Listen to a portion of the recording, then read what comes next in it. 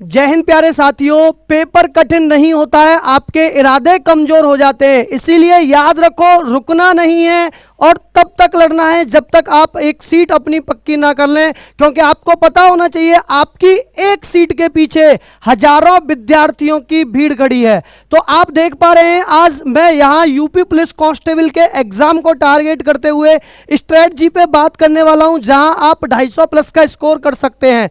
तो यहां मैं आपको टोटल 10 रूल बताने वाला हूं। अगर आप उन 10 रूल को अच्छे से देख लोगे और समझ लोगे तो मैं ये गारंटी के साथ कह सकता हूं आप 250 प्लस का स्कोर करके आएंगे आप अपने एग्जाम में। लेकिन वीडियो को आप एंड तक देखिए और इन 10 रूल को अच्छे से समझिए। एक एक पॉइंट को बड़े विशेष फोकस देकर आप समझोगे तो आप फील करोगे कि जब भी ये पूरा का पूरा एग्जाम आप देके आओगे और इन 10 पॉइंट पे आपने काम कर लिया तो आप 250 प्लस का स्कोर लेके आ सकते हैं, जिनमें मैं सबसे पहले रूल नंबर 1 की बात करने वाला हूं।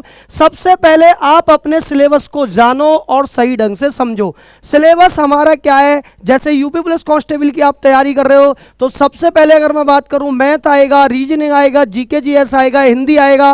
रीजनिंग का क्या वेटेज रहने वाला है, मैथ का क्या वेटेज रहने वाला है, ये आप अच्छे तरीके से सिलेबस को समझ लें और अच्छे तरीके से सिलेबस को जांच लें कि ये पढ़ना है और ये नहीं पढ़ना है। रूल नंबर 2 की अगर मैं बात करता हूं तो सिलेबस को कंप्लीट भी कर लें। कंप्लीट सिलेबस आपको करना है, चाहे मैथ का हो, चाहे रीजनिंग का हो, चाहे जीके जीएस का हो, चाहे हिंदी का हो।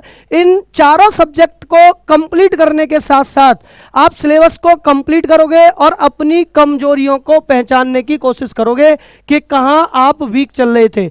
अपनी कमजोरियों यानी वीक टॉपिक्स पर फोकस बनाएं।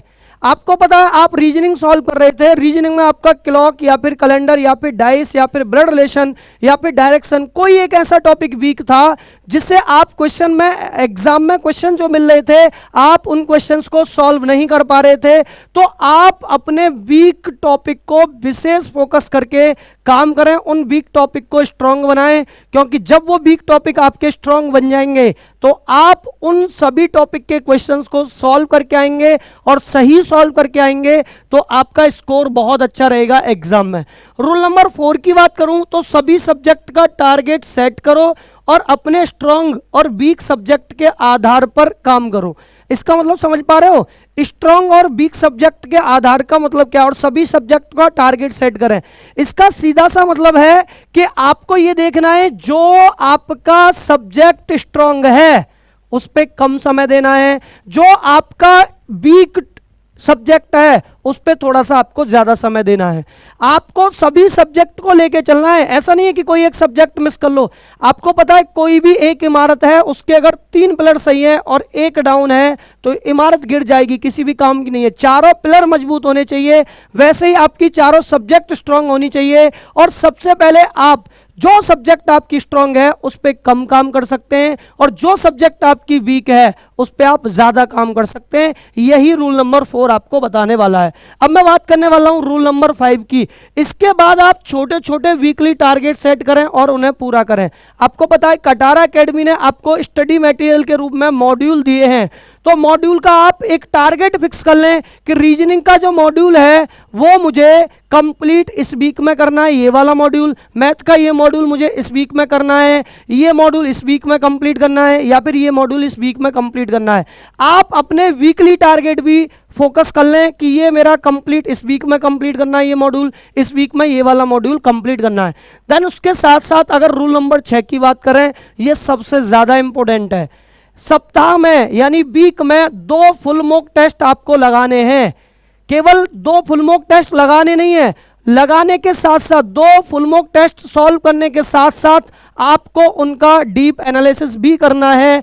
आपको ये देखना है कि ऐसा कौन सा टॉपिक था जिससे क्वेश्चन मुझसे छूट गए, ऐसा कौन सा सब्जेक्ट था जिसके क्वेश्चन मुझसे छूट गए। तो आपको केवल मॉक टेस्ट देना नहीं है, मॉक टेस्ट देने के साथ साथ उन मॉक टेस्ट पे विशेष फोकस भी करना है। आपको पता होना चाहिए कटारा एकेडमी में हर बुधवार हर शनिवार 12 बजे से आपके मॉक टेस्ट हो रहे हैं। तो वीक में 2 मॉक टेस्ट एकेडमी प्रोवाइड करा रही है सभी स्टूडेंट के लिए जो यहाँ यूपी पुलिस कांस्टेबल की तैयारी कर रहे हैं। तो आपको 2 वीक में मॉक टेस्ट लगाने हैं और केवल मॉक टेस्ट सॉल्व ही नहीं करना, उनका डीप एनालिसिस भी करना है। देन उसके साथ साथ बात करूं मैं मॉक टेस्ट लगाने के बाद कोशिश करें कि जिस टॉपिक से क्वेश्चन गलत हुए उस टॉपिक से अगले मॉक टेस्ट में क्वेश्चन गलत ना हो। अब मैंने आपको बोला था ना डीप एनालिसिस करने का मतलब ही क्या है सर? डीप एनालिसिस करने का मतलब सीधा सीधा सा है, जिस मॉक टेस्ट में आपने जो मॉक टेस्ट दिया, मान के चलो 1 नंबर का मॉक टेस्ट दिया, उसमें आपके SI CI के क्वेश्चन गलत हो गए या रीजनिंग में ब्लड रिलेशन के क्वेश्चन गलत हो गए, तो उन टॉपिक को अच्छे से अगर आप रिवाइज कर लोगे ना, तो आपका टारगेट ये होना चाहिए कि अगले मॉक में वहां से कोई भी क्वेश्चन आपका गलत ना हो। देन उसके बाद अगर मैं रूल नंबर 8 की बात करूं, तो आपको मॉक टेस्ट के एनालिसिस की एक बुक बनानी चाहिए। आपके जो जो पॉइंट वीक हैं उन पे काम करना चाहिए। मान के चलो कोई क्वेश्चन ऐसा था जिसका पैटर्न तुम्हें नहीं आता था, जिसका लॉजिक तुम्हें नहीं आता था, जिसका एनालिसिस करने पर तुम्हें पता चला कि ये लॉजिक तो मैं जानता ही नहीं था, तो उसे ना आप जो एनालिसिस बुक बना रहे हैं उसमें उसका सॉल्यूशन भी नोट करें, और अपने अगले मॉक तक कि अगर उस पैटर्न का क्वेश्चन अगले मॉक में आएगा तो मैं छोड़ के नहीं आऊंगा, तो अगले मॉक तक कंप्लीट तैयार रखें। रूल नंबर 9 क्या है? लास्ट टाइम पे ज्यादा से ज्यादा रिवीजन पर फोकस करें। और रिवीजन के लिए मैं आपको फिर से बताने वाला हूं, रैपिड रिवीजन के नाम से मैं रीजनिंग का एक सीरीज चलाने वाला हूं, जहां आप बहुत शानदार तरीके से हर टॉपिक को 10 से 15 मिनट में कवर करने की कोशिश करूंगा मैं, तो आप उन सभी वीडियो को देख सकते हैं। लास्ट टाइम पे आपको सभी सब्जेक्ट का रिवीजन करना है, लास्ट टाइम आपको रिवीजन पे फोकस ज्यादा देना है, नया कुछ पढ़ने की लास्ट टाइम पे बिल्कुल भी आपको कोशिश नहीं करनी है। रूल नंबर 10 और अंतिम रूल, एग्जाम हॉल में अपने आप को बिल्कुल शांत रखना है और कोशिश करें आप कि जो आपको प्रश्न आता है वो प्रश्न एग्जाम में कभी गलत ना हो, कभी उसमें आपको गलती नहीं करनी है। छोटी छोटी मिस्टेक जो आप यहां मॉक टेस्ट में कर रहे हैं वो मेन एग्जाम में आपको नहीं करनी है। और बाकी उसके बाद अगर मैं बात करूं, ये उन बच्चों के लिए पैटर्न OMR घर से आप फिल करके जाएं जो मॉक टेस्ट नहीं दे रहे हैं। बाकी आप कटारा एकेडमी में मॉक टेस्ट दे रहे हैं तो आपको OMR पे ही मॉक टेस्ट हो रहे हैं। ये बात उन बच्चों के लिए जो ऑनलाइन मॉक टेस्ट दे रहे हैं, OMR पर मॉक टेस्ट दें, OMR फिल करना सीखें बहुत अच्छे तरीके से। अगर आपने ये 10 रूल फॉलो कर लिए तो मैं ये गारंटी के साथ कह सकता हूं आप एग्जाम में 250 प्लस का स्कोर करके आएंगे। उम्मीद है आपको ये मेरी सारी बातें समझ आई होंगी, और आप सबके लिए बेस्ट ऑफ लक मेरी तरफ से, कटारा एकेडमी की तरफ से। जय हिंद, वंदे मातरम आप सभी को।